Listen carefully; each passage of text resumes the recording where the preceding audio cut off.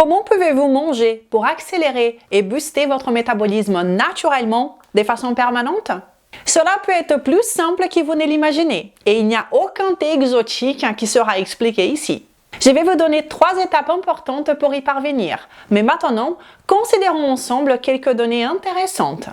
L'Irlande, selon l'ONU, est le pays avec la plus grande consommation calorique quotidienne du monde, consommant en moyenne 3885 calories par jour. Cependant, dans les classements de l'obésité des pays, l'Irlande n'est qu'au numéro 51.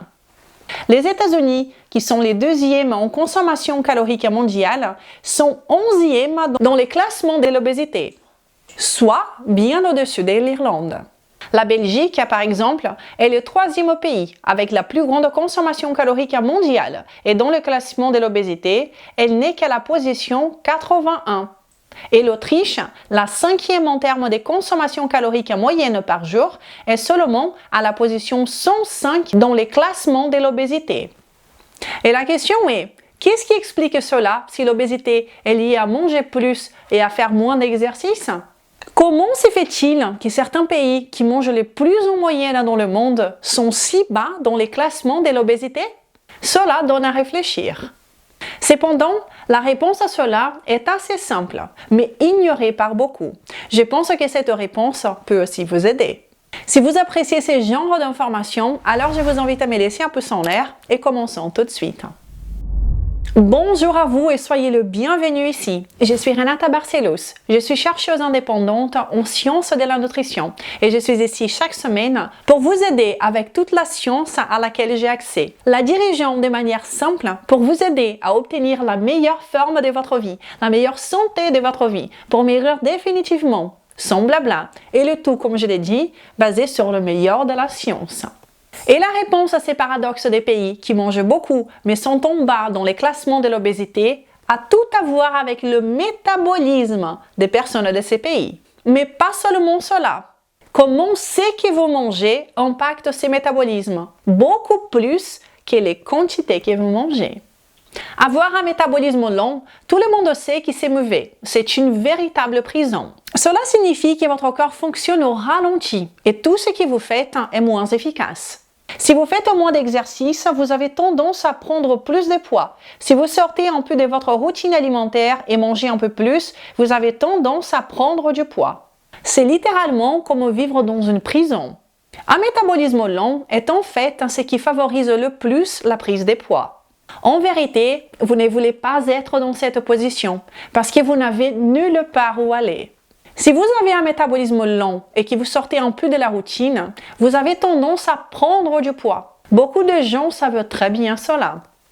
D'autre part, un métabolisme sain, agile, rapide, naturel est le contraire de cela.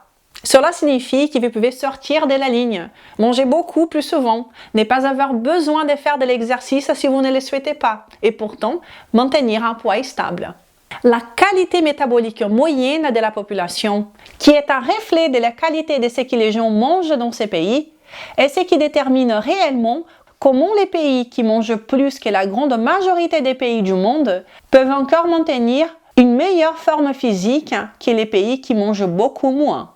Et en matière de perte de poids, si tel est votre objectif, c'est la même chose. Parce qu'il existe des moyens de perdre du poids sans agresser le métabolisme, sans ralentir votre métabolisme. Mais malheureusement, ces moyens ne sont pas les plus populaires. Parce que comme vous le savez, les moyens les plus courants de perdre du poids sont ceux qui forcent le corps à brûler des graisses. Et cela en réprimant le métabolisme, en mangeant moins ou en faisant plus d'exercices, ou en évitant des groupes entiers d'aliments. Donc, vous finissez par créer cette prison pour vous-même, en ralentissant votre métabolisme à mesure que vous perdez du poids. Et ce n'est pas ce que vous voulez, parce qu'à la fin, vous aurez peut-être perdu du poids, mais maintenant, vous vivez dans cette prison métabolique dont je viens de parler. Donc, la question en or ici est de savoir comment nous pouvons accélérer le métabolisme naturellement. Serait-ce avec des pilules magiques ou avec des thés thermogéniques et des smoothies détox ou avec des exercices intenses? Peut-être avec des saunas ou même des bains froids?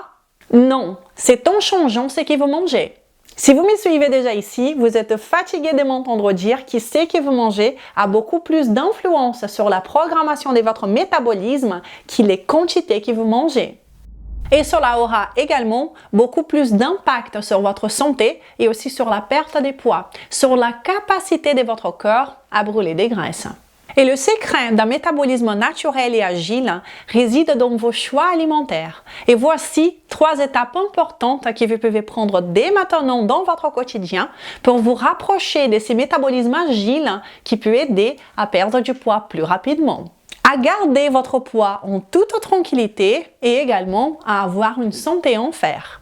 La première étape ici est de retirer le gaz de votre vie. Mais quel gaz, Renata? Le gaz? Vous savez de quel gaz je parle, n'est-ce pas? Je suis sûre que oui. Je parle ici d'enlever de votre alimentation les aliments qui irritent votre intestin, qui causent des gaz, des ballonnements ou un inconfort intestinal. Essayez de faire attention à la santé de votre intestin. Je vous dirai pourquoi c'est important. C'est crucial même en termes de votre métabolisme. La deuxième étape ici est d'enlever complètement de votre vie, de diminuer drastiquement votre consommation des graisses industrielles.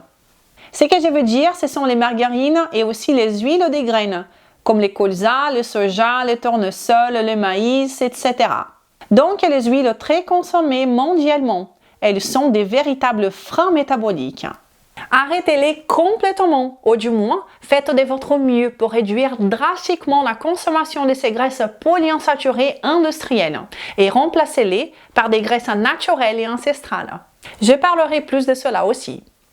La troisième étape ici est de vous assurer de consommer au moins 1,6 g de protéines par kilo de poids idéal par jour dans votre routine. Et cela a plusieurs raisons d'être. Une grande raison est bien sûr la satiété, mais aussi de fournir à votre corps toutes les briques dont il a besoin pour construire les murs de votre corps. Vos muscles, les tissus et tout le reste, aider à la détoxification du foie, etc. Les protéines sont très importantes, comme vous le savez, mais aussi parce qu'ainsi, vous consommerez une bonne quantité de vitamines du complexe B, qui sont extrêmement importantes pour la production correcte d'énergie dans votre corps, ce qui a absolument tout à voir avec votre métabolisme. Et en parlant de cela, pour que vous puissiez vraiment comprendre ces 3 étapes, vous devez absolument comprendre ce qui suit. La clé d'un métabolisme accéléré réellement est que nous puissions maximiser et optimiser les processus de production d'énergie dans notre corps. Et cela au niveau des mitochondries, nos centrales énergétiques et cellulaires, maximisant ainsi la production d'ATP, d'énergie dans nos mitochondries. Et c'est ainsi que nous pouvons réellement reprogrammer et obtenir un métabolisme agile, sain, naturel et tout ça en même temps. Et voici l'astuce suprême. Ce que vous mangez définira essentiellement si votre corps dirige les calories de vos repas vers la fabrication d'énergie, vers la production d'ATP dans les mitochondries, ou s'il va diriger ces calories au lieu de cela vers l'accumulation des graisses, la graisse qui sera stockée dans votre corps. Donc, à chaque repas que vous mangez, votre choix alimentaire encouragera le corps à faire l'une ou l'autre chose. Soit envoyer ces calories pour la production d'énergie, ATP, maintenir votre métabolisme rapide et agile et accumuler très peu de graisse, ou en fait à ne pas faire cela et à diriger plus vers votre graisse corporelle, ce que vous ne voulez pas. Et comment encouragez-vous le corps à envoyer réellement vos calories pour la production d'énergie et non pour la production des graisses? C'est essentiellement en éliminant de votre alimentation les choses qui entravent ces processus. Lorsque vous éliminez les obstacles, votre corps sait déjà naturellement quoi faire pour se restructurer. Le problème est que la plupart des gens obstruent et freinent quotidiennement leur métabolisme parce qu'ils ne savent pas ce qui suit. Par exemple, un intestin irrité affecte directement la capacité du corps à produire de l'énergie et ralentira le métabolisme, favorisera la prise de poids et rendra la perte de poids difficile. Et c'est pourquoi j'ai dit que les aliments qui ne vous conviennent pas, qui vous donnent des ballonnements, de l'irritation, un inconfort intestinal, que ce soit des symptômes de diarrhée, des constipations, etc., eh bien, ces choses doivent être réduites ou éliminées. D'abord identifiées, puis éliminées ou réduites dans votre alimentation. Et ici, la consommation excessive des graines, par exemple, où cela inclut tous les oléagineux, comme tous les noix, les amandes, etc. Tout cela sont des graines botaniquement parlant. Et ces graines ou des farines de ces oléagineux, par exemple, sont des choses qui irritent généralement l'intestin et ne sont pas très bien digérées pour beaucoup de gens. Une autre chose aussi est la consommation fréquente d'édulcorants artificiels, comme l'aspartame, le sucralose, l'acésulfame de potassium, etc. Il existe une vaste littérature montrant que cela affecte la qualité de votre microbiome intestinal et également d'autres additifs que vous finissez par consommer en consommant des produits industrialisés, etc. Et tout cela peut influencer la santé de votre intestin. Un intestin problématique équivaut à une perte de poids difficile.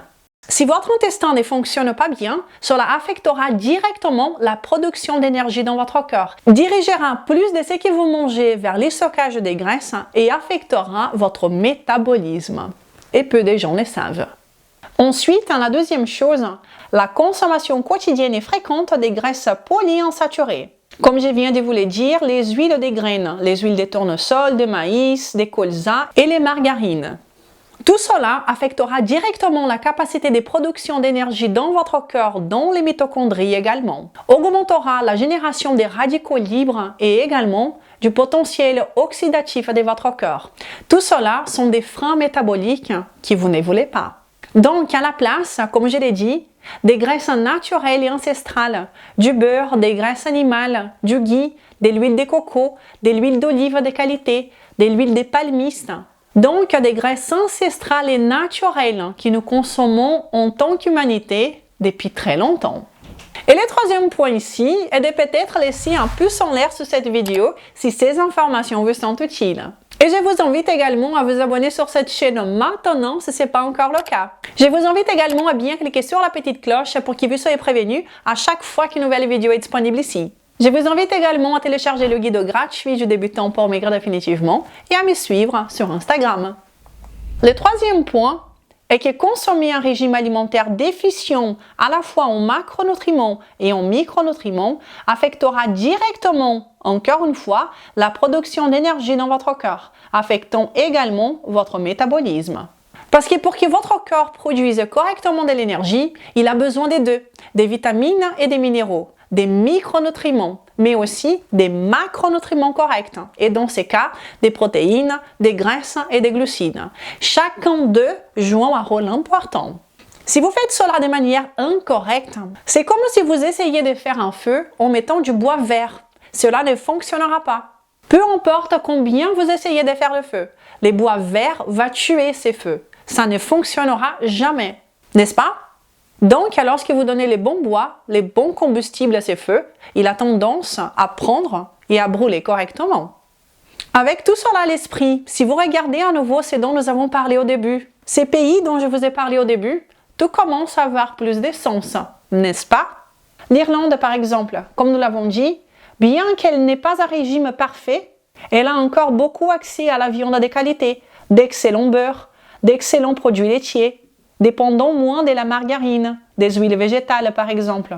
Elle a tendance à consommer beaucoup moins d'additifs dans les produits du supermarché. Et cela parce que la réglementation de contrôle de l'industrie en Europe est un peu plus stricte qu'aux États-Unis. Alors, il existe évidemment d'autres facteurs qui influencent ici la qualité du métabolisme. Ces trois choses que je vous ai passées ici jusqu'à présent auront un grand impact. Il suffit d'essayer pour voir la différence que cela fera. Et rappelez-vous une chose très importante. En général, la meilleure façon d'aider votre corps est d'arrêter de les gêner. En termes de perte de poids, comme je l'ai dit, il est important de vous rappeler également que la meilleure façon d'y arriver pour de bon est de permettre la combustion des graisses et non de forcer la combustion des graisses. C'est de brûler des graisses, de perdre du poids à mesure que vous rallumez votre métabolisme, de sorte que lorsque vous atteignez votre poids idéal à la fin, vous avez un métabolisme rapide, un métabolisme agile qui vous permettra de maintenir votre poids stable beaucoup plus facilement. Contrairement à ce qui est fait, comme je l'ai déjà dit, par la plupart des gens qui perdent du poids en forçant la combustion des graisses et en programmant le métabolisme vers le bas, de sorte que lorsque vous atteignez si vous avez de la chance, vous atteignez peut-être votre poids idéal, eh bien, vous n'aurez aucune marge pour faire des erreurs parce que votre métabolisme sera long et vous devez faire de plus en plus attention à ce que vous mangez et faire de plus en plus d'exercices pour garder votre poids stable. Et c'est pourquoi tant de gens finissent par tout abandonner et reprennent du poids par la suite, trouvent un autre régime et vont de nouveau des hauts en bas, des hauts en bas. Et c'est aussi pourquoi je dis que la vraie solution à la perte de poids n'est pas calorique, elle est métabolique. J'espère qu'avec ce que nous avons discuté ici aujourd'hui, vous pourrez comprendre un peu plus pourquoi cela est vrai. Et quand vous comprenez cela, quand vous mettez tout cela en pratique, en adoptant une alimentation forte, eh bien, vous voyez des changements incroyables. Comme celui qui nous a été laissé cette semaine par le cas de succès. Bonjour, je voudrais juste vous faire un retour parce que je pense que c'est important pour vous. J'ai perdu 42 kilos jusqu'à présent avec vos vidéos. Des 150 kilos, je suis à 108 et j'ai continué à perdre du poids. Merci beaucoup. Merci à vous d'avoir partagé votre témoignage et bravo, félicitations pour ces grands changements. Si vous voulez mon aide pour perdre du poids, je vous invite à profiter de tous ces contenus gratuits que je partage ici depuis plus de 5 ans. Ou bien de venir nous rejoindre dans mon programme de perte de poids qui s'appelle Code Maigre Définitivement. Si vous pensez qu'il peut vous convenir, alors j'aurai l'honneur de vous accueillir parmi nous dans les groupes privés pour les participants. Un endroit incroyable où vous trouverez des idées de repas, des recettes, de la motivation, ainsi que des vidéos directes avec moi tous les mois. Et alors, que pensez-vous de tout ça? Pensez-vous encore que pour perdre du poids, vous devez consommer de moins en moins de calories tout en faisant de plus en plus de sport? Laissez-moi votre commentaire. Si cette vidéo vous a été utile, alors je vous invite à la partager, car à chaque fois que vous interagissez avec mon contenu ici, vous m'aidez énormément. N'oubliez pas de me laisser votre pouce en l'air, de vous abonner sur cette chaîne, de me laisser un commentaire. Je vous souhaite une belle journée et nous nous verrons la semaine prochaine. Ciao!